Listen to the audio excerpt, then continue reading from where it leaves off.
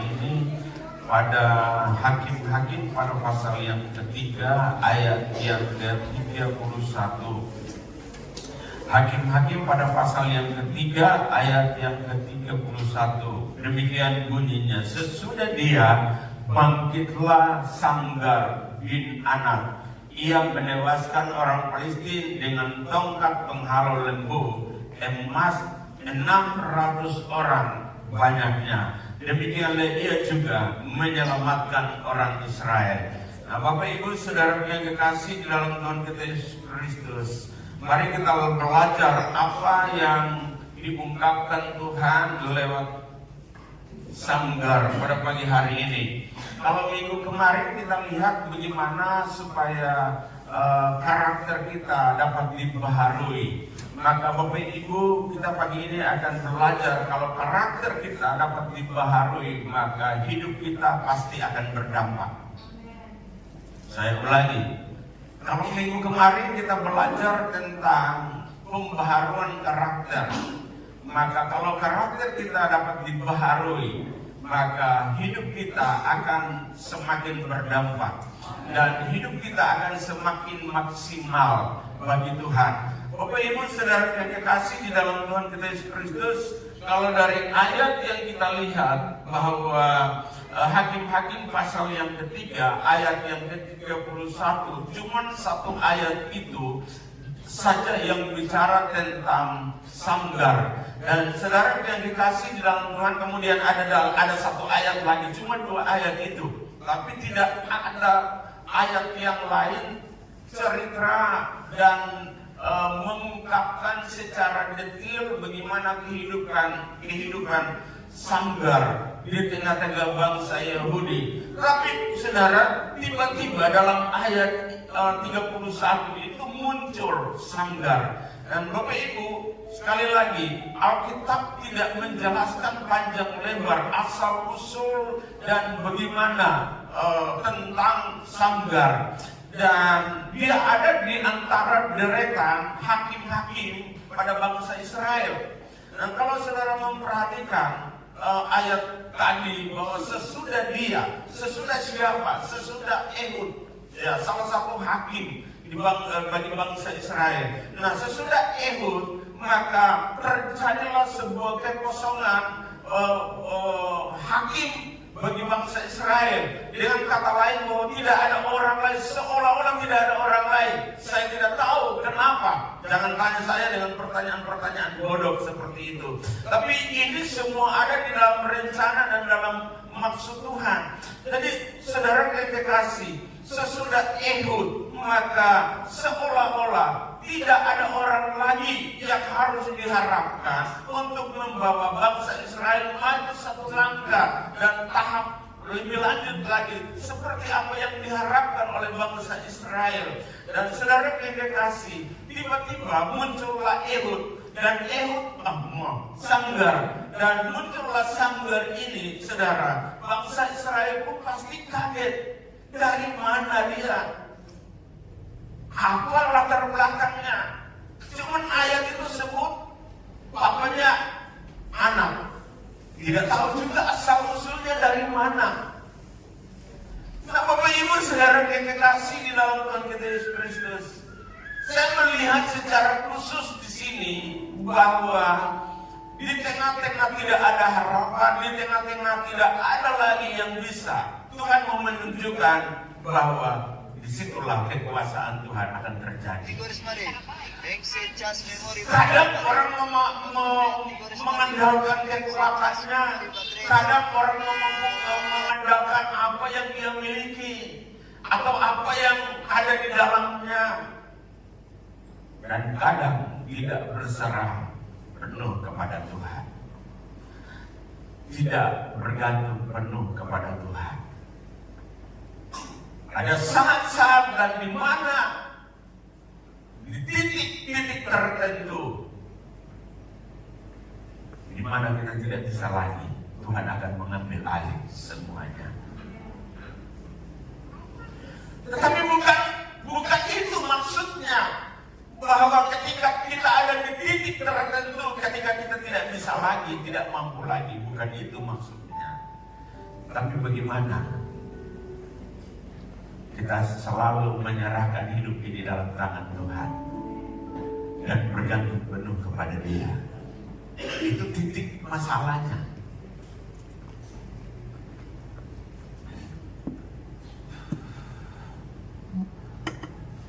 Hidup maksimal dan berdampak.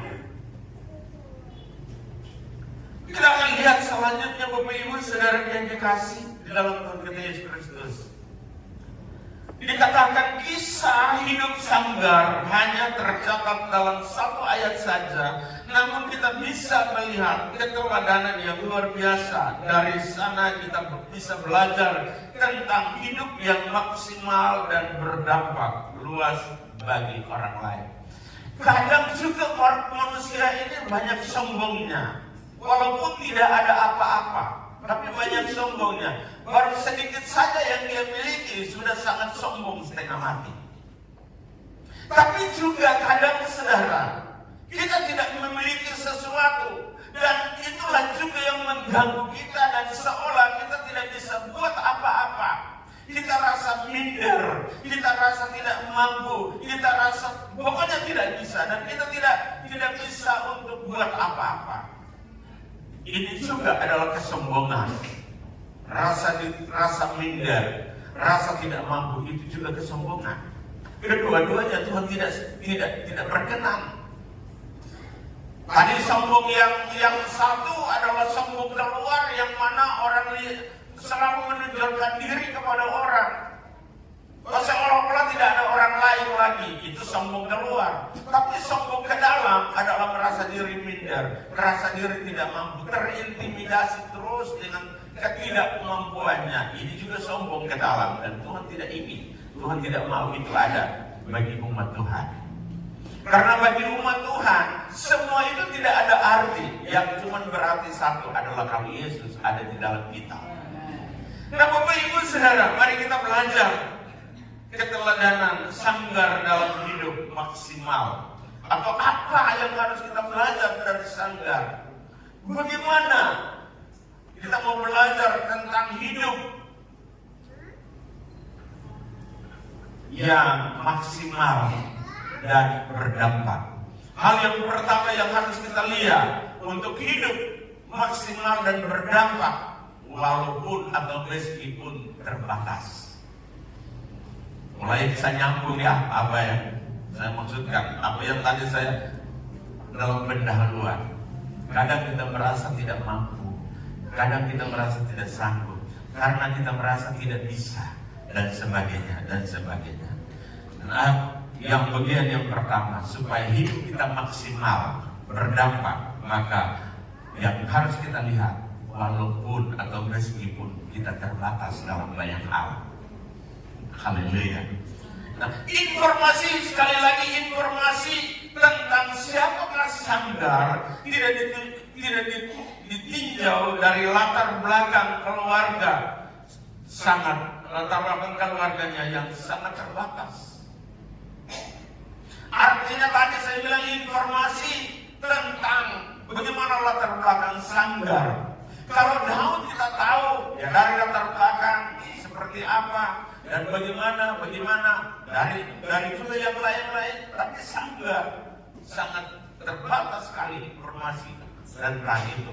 Tapi luar biasa saudara, Alkitab mencatatnya dalam Hakim-Hakim pada pasal yang ketiga tadi ayat 31. Nah, mari kita lihat selanjutnya, bahwa selebih daripada itu kita harus tidak memahami anggota keluarga daripada kekurangan dan keterbatasan kita dalam soal latar belakang keluarga tidak pernah menghalangi Tuhan untuk menyediakan hidup kita, menjadikan hidup kita maksimal.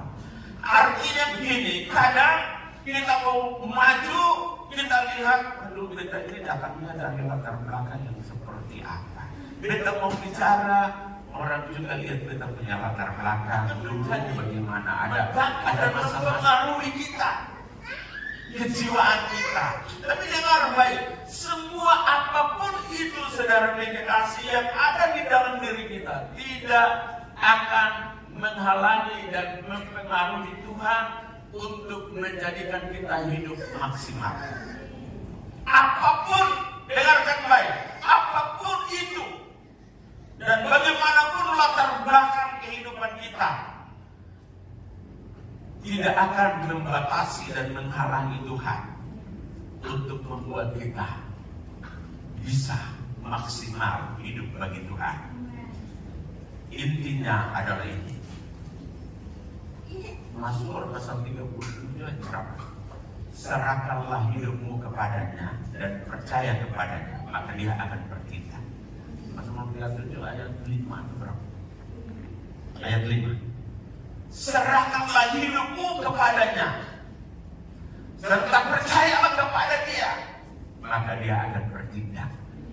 Selama kita tidak serahkan, Tuhan tidak akan apa-apain kita.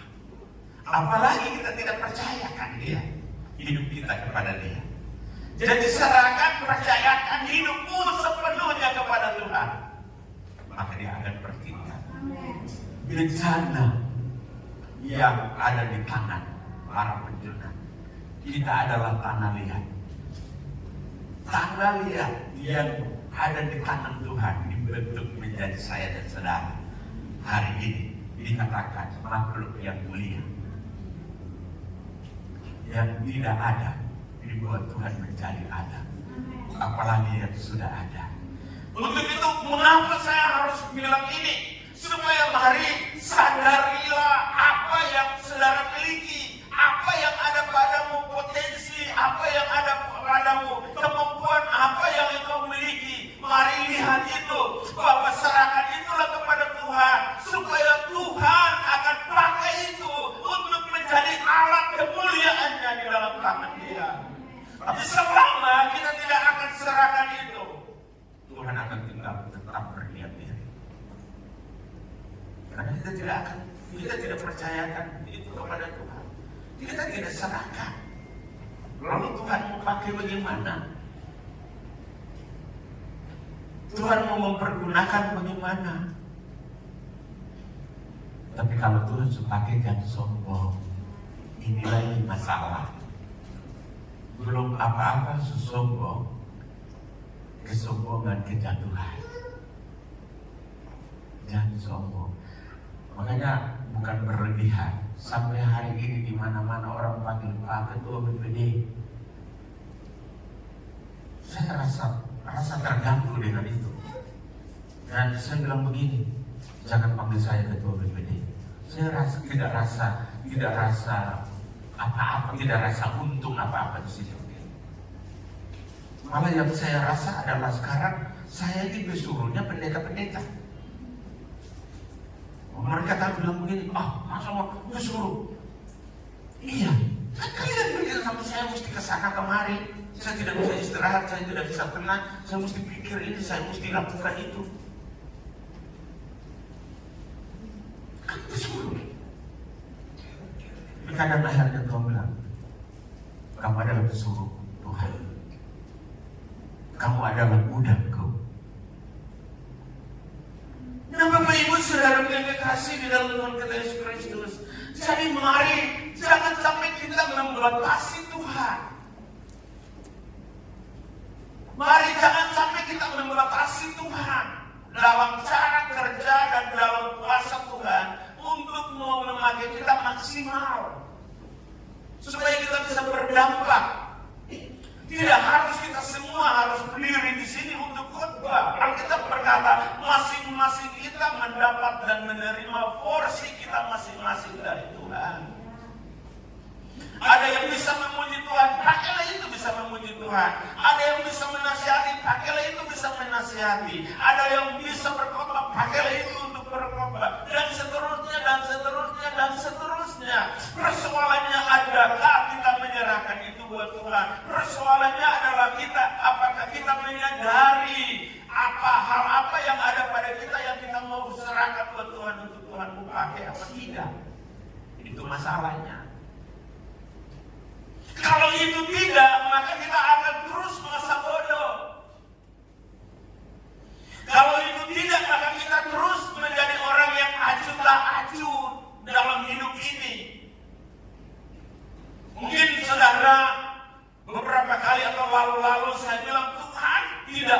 panggil kita, Tuhan tidak panggil kita, tidak ada kekurangan tidak ada hal yang baik, Tuhan cuma panggil kita lalu kita menjadi hiasan.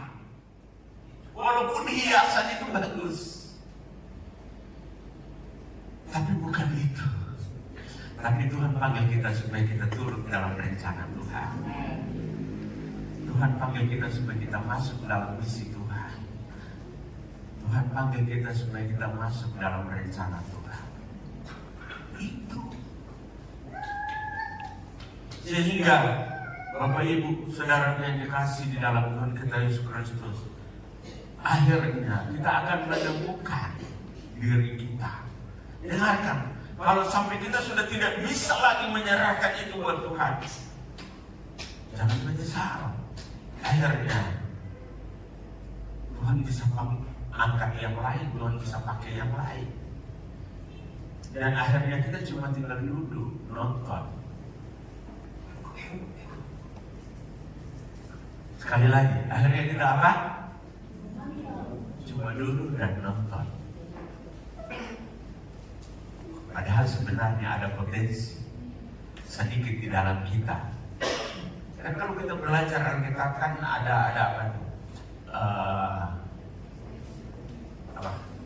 talenta itu. Yang satu, cuma satu, bikin apa ini? Dari tanah itu. Artinya saya mau kalesang. Semua memanfaatkan, semua mempergunakan. Belajar dari ini saudara. Ketika sesudah Ehud, tidak ada orang lain lagi. Tidak ada yang bisa diharapkan lagi. Tidak ada yang bisa maju lagi untuk menjadi hakim.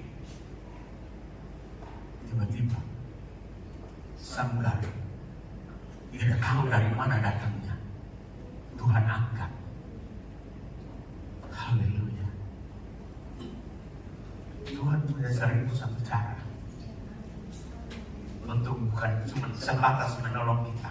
Dengarkan baik, bukan cuma sebatas menolong kita, tapi Tuhan punya 1001 cara untuk memakai kita supaya hidup kita maksimal. Ini yang banyak kali tidak disadari. Kita cuma bilang, Tuhan tolong beta. Yang kebanyakan ya kebutuhan kita, keperluan kita. Tapi adakah kita pernah pikir tentang kebutuhan Tuhan buat kita?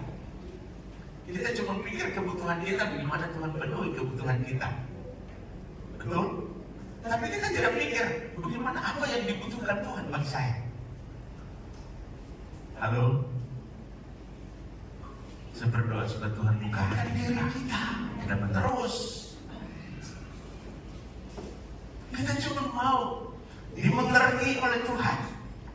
Tapi kapan kita mau mengerti Tuhan? Kita mau Tuhan mengerti kita punya kebutuhan, kita punya keperluan, semua.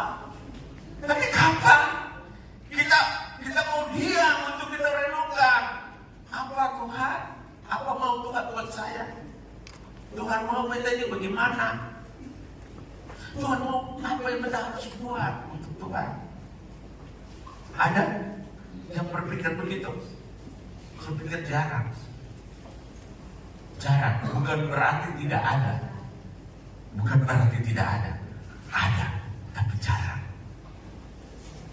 Pikirkanlah Tuhan lebih banyak. Tuhan akan pikirkan saudara lebih banyak. Tapi kalau saudara memberikan porsi sedikit untuk memikirkan Tuhan, Tuhan juga akan. Karena ukuran yang kamu pakai untuk mengukur akan dipakai untuk diukurkan kepadamu. Haleluya. Nah, kita belajar, saudara. Lihat, ketika tidak ada orang, Tuhan punya cara untuk menolong. Makanya kalau kita lihat dalam bagian-bagian yang lain, Tuhan pakai. Ketika tidak ada orang untuk menasihati Petrus, mengingatkan Petrus, Tuhan pakai ayam berkokok. Ketika Miriam tidak mau dengar lagi nasihat-nasihat orang, Tuhan pakai keledai bicara dia. Mana saudara? mendengar khotbah gembala untuk menasihati dan mengingatkan, mengajar, atau nanti Tuhan pakai masalah untuk mengajar mereka? Halo, jadi terserah mau bicara khotbah yang halus, yang sapu-sapu kepala, pilih sudah, silakan. Tapi saya yakin tidak akan sia-sia apa yang saya ajarkan. Hari ini mungkin belum mengerti, tapi satu saat pasti akan tahu. Yang memang tidak masuk akal, yang tidak bisa masuk logika. Mana mungkin 5.000 orang mau kasih makan dengan 5 roti? Mana mungkin 5.000 orang itu masih cuma laki-laki, belum termasuk perempuan dan anak-anak. Mana mungkin? Tapi anak kecil itu orang tuanya serahkan 5 roti dan 2 ekor ikan itu kepada Tuhan. Kembali kata kuncinya diserahkan. Mungkinan profesinya adalah seorang gembala. Karena kalau di ayat itu cuma satu, perhatikan ayat itu 31. Dia memukul mati 600 orang lebih hanya dengan tongkat. Mana masih orang mau bunuh orang dengan tongkat? Palingan ya 1-2, ini 600. Tapi kembali, tidak ada hal yang mustahil bagi Tuhan. Yang tidak mungkin bagi manusia, tidak mungkin bagi Allah. Itu mungkin bagi Allah. Nah, Bapak Ibu Saudara yang dikasih, jadi janganlah kita merasa diri minder. Aduh, orang lain punya kelebihan, orang lain punya kemampuan hebat. Beta ini saya bisa bikin apa-apa, cuman ini. Ya, cuman itu kasih. Cuman itu kasih. Supaya Tuhan pakai, Tuhan bikin akan lebih tambah, lebih banyak. Tapi kalau tinggal gali tanah lalu kubur, mana bisa? Mari Bapak Ibu lihat. Jadi kita lihat, masa tidak masuk akal dia bunuh orang 600 orang demi untuk menyelamatkan bangsa Israel. Karena di ayat itu dia katakan demikian, untuk menyelamatkan bangsa Israel. Nah, Tuhan punya cara untuk menolong kita. Tuhan tidak terbatas dalam banyak cara untuk menolong kita. Sekalipun mungkin tidak ada apa-apa pun, Tuhan bisa membuat apa-apa bagi kita. Dan persoalannya kembali, adakah kita mau menyerahkan? Adakah kita mau bergantung? Adakah kita mau percaya? Sehingga saudara, kita melihat hal-hal yang ajaib akan terjadi di dalam kehidupan kita. Saya waktu mempersiapkan ini sempat, saudara, hati saya terduga. Saya menangis tanpa ibu tahu, dan memang ibu tidak tahu. Ini baru saya mau kasih tahu, dia pasti tahu. Tapi kalau saya tidak kasih tahu, dia tidak tahu. Saya menangis, baca latar belakangnya tidak jelas, tidak disebut ayahnya, anaknya tidak jelas. Saya mengaplikasikan itu ke saya. Saya orang tua jelas, tapi saya masih SD kelas 3, bapak sudah meninggal. Saya tidak terlalu banyak merasakan kasih sayang seorang ayah itu seperti apa. Ada dengan kakak yang tua, tapi kurang ajar juga jahat. Kami dididik seperti militer, maka tidak bisa heran kalau akhirnya karakter saya sedikit keras, kasar. Om raja, tante guru. Aduh, gimana aku membawa hidup ini? bebas dari sekolah, pulang di keluarga ada om dan tante dengan kakak. Aduh, tidak ada tempat yang nyaman. Bebas dari keluarga di sekolah, tidak ada ditantang. Tantangan jahat di jeruku. Orang buang kapista. Jadi saya keluar dari kampung itu sedikit dengan kepahitan. Beta putus sekolah, baik-baik. Beta jadi guru, beta balik. Kamu pun anak-anak beta ajar, beta didipak sampai 6 tahun.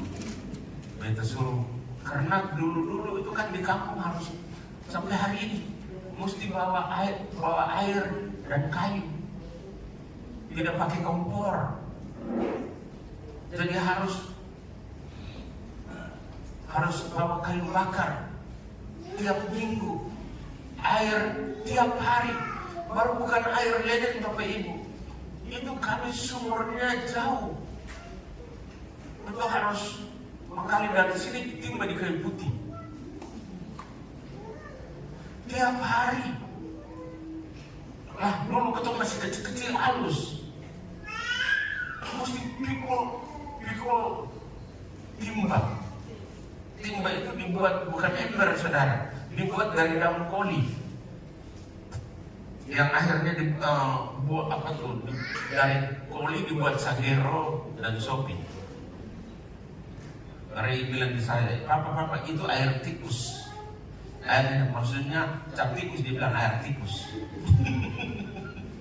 Nah, jadi itu. Dan itu berani tidak bawa. Beberapa pukul sampai. Makanya saya punya ini picai ini ada bekas luka. Itu kebanyakan itu. Kayu buah. Terlalu baik juga saja. Karena saya pulang sekolah. Saya datang sekolah sudah 1 bulan jadi guru, saya balas buat anak-anak mereka. Guru yang lain saya tidak dapat, tapi tante ini pun anak kita mesti lipat. Nah, ngajar. Tapi rupanya Tuhan tidak kena. Dan 2, kalau saya jadi guru, bisa jadi polisi. Kita tembak atau kasih mati. Tapi akhirnya babi yang dapat sasaran sekarang. Itu juga korban dari Pak itu sedang mandi sendiri yang ada. Saudara, bagaimana mungkin Sanggar cuma seorang gembala?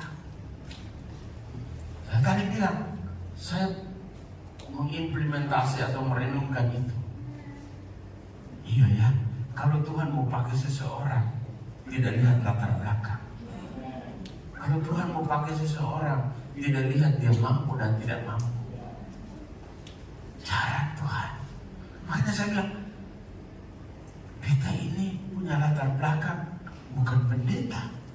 Tete nenek moyang suami semua. Suka makan orang. Ini suku. Makanya kata semua pun tete nenek moyang juga dulu makan orang. Tapi kamu punya pasti lebih. Iya. Beta punya pasti lebih. Kalau saya percaya ibu beta bayar tiket sendiri, kita lah ketemu di NPD, lalu kita kasih tunjuk bukti-bukti. Sungguh. Jadi, kita datang dari latar belakang begitu. Sekarang kita jadi begini. Kan sesuatu yang tidak masuk akal. Sekolah juga sing betul. Sampai hari ini orang bilang, sing sekolah. Ya sudah. Jangankan Ale bilang, beta juga bilang sing sekolah. Tapi beta bisa begini. Makanya beta bilang, makanya cara Tuhan untuk beta pimpin kamu yang bangga-bangga sekolah, yang bilang sarjana sampai kaparator kotor, beta yang pimpin kamu. Yang macam-macam. Itu cara Tuhan. Cuma beta juga tidak harus sombong. Beta harus tahu. Nah Bapak Ibu, ini Sanggar. Apa betul? Tuhan mau angkat dia? Sabar Tuhan. Berarti ini cuma gembala, tedo. Bukan tedo. Lembu. Ada satu kali orang tanya beta, Pak Pendeta, lembu itu yang bagaimana? Lalu beta bilang begini, barang kenapa? Iya, soalnya beta bingung. Beta ada tanya pendeta satu, dia bilang begitu, lembu itu sapi. Lalu nanti juga bingung, lalu beta percaya. Tapi beta ingat, ada lagu bilang, lembu sapi dalam kandang. Apa itu?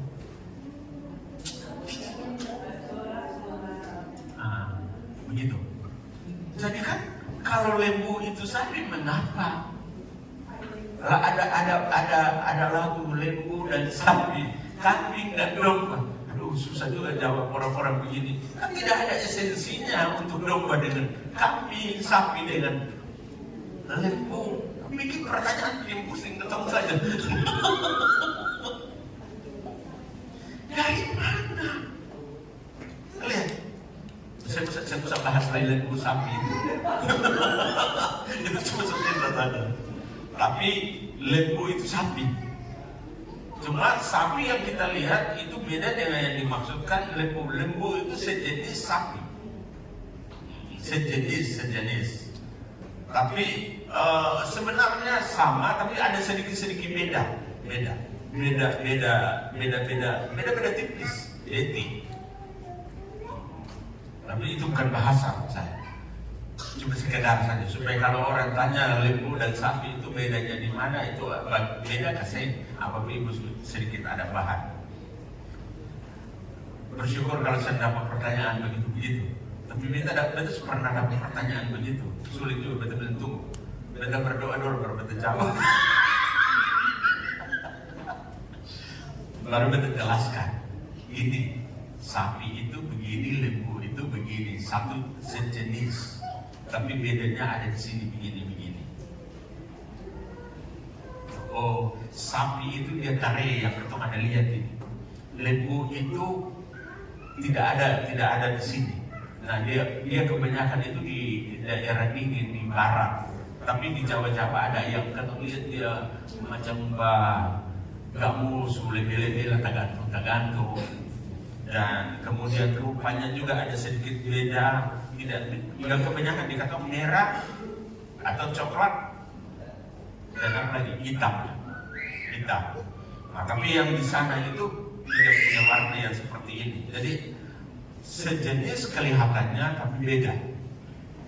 Nah, itu cuma sekedar untuk menambah pengetahuan. Tapi barang bodoh itu bisa dibahas. Sanggar diduga kemungkinan adalah gembala daripada lembu. Nah, tapi ketika tidak ada orang, bukan dia sodorkan diri. Tuhan punya cara, Tuhan ambil, Tuhan angkat, dan dia memimpin. Dan dengan cara Tuhan, karena ini yakin bukan cara dia untuk dia membunuh orang dengan tongkat. Kalau dengan cara dia pasti dia akan kalah, pasti tidak akan bisa. Bukan cuma kalah, dia mati. Tapi karena Tuhan punya maksud, Tuhan punya cara, sehingga walaupun apa yang ada di tangannya kelihatannya sederhana, tidak berarti dan tidak berguna, tapi dibuat Tuhanlah menjadi berguna, dibuat Tuhanlah menjadi berarti. Saudara, sehingga Alkitab berkata dia menyelamatkan bangsa Israel dengan membunuh sekitar 600-an orang lebih. Nah, ini sederhana. Jadi apa yang kita harus pelajari di sini? Jangan engkau pikir bahwa engkau punya kemampuan hebat dulu, engkau punya skill yang luar biasa dulu, baru mau dikasih untuk Tuhan pakai untuk melayani Tuhan. Tidak perlu. Dari kesederhanaanmu, serahkan buat Tuhan, berikan buat Tuhan. Yang penting mau. Tanya Tuhan. Perlu juga melulu harus ada di sini. Tidak perlu juga melulu harus ada di sini. Tapi apa? Intinya tanya Tuhan. Tuhan mau beta hidup ini bagaimana? Supaya beta punya hidup ini bisa berguna buat Tuhan. Supaya beta punya hidup ini bisa berarti buat Tuhan. Tanya. Dan cuma bilang Tuhan beta punya uang ini, beta perlu uang ini Tuhan. Ya itu kita egois. Tapi tanya Tuhan, Tuhan mau beta hidup ini berarti buat Tuhan bagaimana? Tuhan akan bilang, saudara, serahkan buat Tuhan. Nah, sebuah profesi yang sederhana, sebuah alat yang sederhana, sebuah kemampuan yang sederhana diserahkan penuh di dalam tangan Tuhan akan pasti menjadi hal yang luar biasa. Hal yang kalau kita bilang kita mau lihat mujizat, lah kita pakai senjata yang organik yang sekarang, ya saya bisa heran, saya bisa bilang itu mujizat. Tapi justru yang sederhana di tangan kita disertai dengan Tuhan akan menjadi kuasa mujizat. Kita akan melihat tangan Tuhan yang hebat dan luar biasa. Tuhan pakai setiap kita, apapun kita dan bagaimana siapapun kita di dalam tangan Tuhan. Tuhan akan pakai untuk maksimal dan akan berdampak bagi orang lain. Hal yang ketiga itu apa? Tulis gambar apa betul ini? Oh ini bukan. Oh mana? Tadi lihat kelihatan. Ini kan? Bukan. Mana? Oh, ini dia. Kok bagaimana kita cari-cari ada? Kelihatannya? Kelihatan di? Kasar sedikit ya. Nah itu sama toh, tapi beda dengan sapi yang ada di Katongan. Nah makanya ada perbedaan sapi. Nah, yang ketiga, maksimal supaya hidup kita walaupun sederhana, terbatas, tapi bisa maksimal dan berdampak buat orang lain. Maka walaupun minim, walaupun terbatas fasilitas, Tuhan tidak lihat fasilitas yang ada pada kita. Tuhan tidak lihat apa fasilitas yang ada pada kita. Tuhan tidak lihat apa yang kita miliki. Tapi Tuhan mau kembali. Kata ini saya ulang-ulang, berarti ini kata penting. Bukan berarti tidak ada kata lain, tapi ini kata penting adalah kalau kita mau serahkan penuh buat Tuhan. Maka Bapak Ibu Saudara yang kekasih, tidak ada hal yang mustahil bagi Tuhan. Apa yang di tangan kita tidak akan menentukan Tuhan bekerja dalam kehidupan kita. Apapun yang di tangan kita tidak menentukan besarnya kuasa Tuhan dalam hidup kita. Saya ulangi, apapun yang di tangan kita tidak menentukan besarnya kuasa Tuhan bekerja dalam hidup kita. Apapun yang kita miliki tidak menentukan besarnya kuasa Tuhan akan bekerja dalam hidup kita untuk mendatangkan mujizat. Tapi hati yang rela, hati yang mau diserahkan buat Tuhan, sehingga saudara yang dikasih dalam Tuhan kita Yesus Kristus, saya mengakhiri ini dengan kata kuncinya di bawah itu adalah Dia ingin agar kita mengandalkan Dia. Oh, Dia ingin untuk kita mengandalkan Dia. Nah, jadi Tuhan tidak terbatas dalam kuasanya. Tuhan tidak terbatas dalam hal apapun. Tuhan tidak lihat kapasitas kita. Tuhan tidak lihat fasilitas apa yang ada pada kita. Kapasitas yang sederhana, yang terbatas tidak akan menentukan keberhasilan kerja Tuhan dalam hidup kita.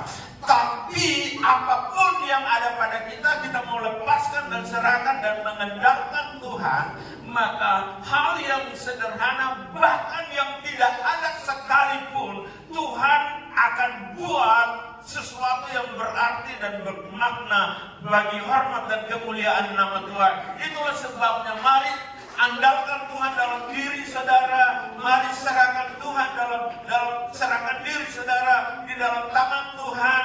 Mungkin hari ini kita belum lihat sesuatu yang berarti dalam hidup kita, tapi kalau kita mulai hari ini menyerahkan semuanya dan mau mengandalkan, percayakan Dia, maka hari esok benih-benih itu akan muncul dan kita sendiri akan heran, atau kita sendiri akan seperti orang yang bermimpi. Tuhan mau tolong kita supaya kita mau menyadari bahwa ketika hidup ini diserahkan bagi Tuhan, karakter kita dirubah, maka hidup ini akan walaupun dimaksimalkan dan akan berdampak bagi orang lain. Walaupun sederhana, walaupun terbatas, dan walaupun minim fasilitas atau apapun yang kita miliki, tapi hidup ini akan bermakna bagi Tuhan, membawa kemuliaan bagi Tuhan, dan bermakna bagi orang lain.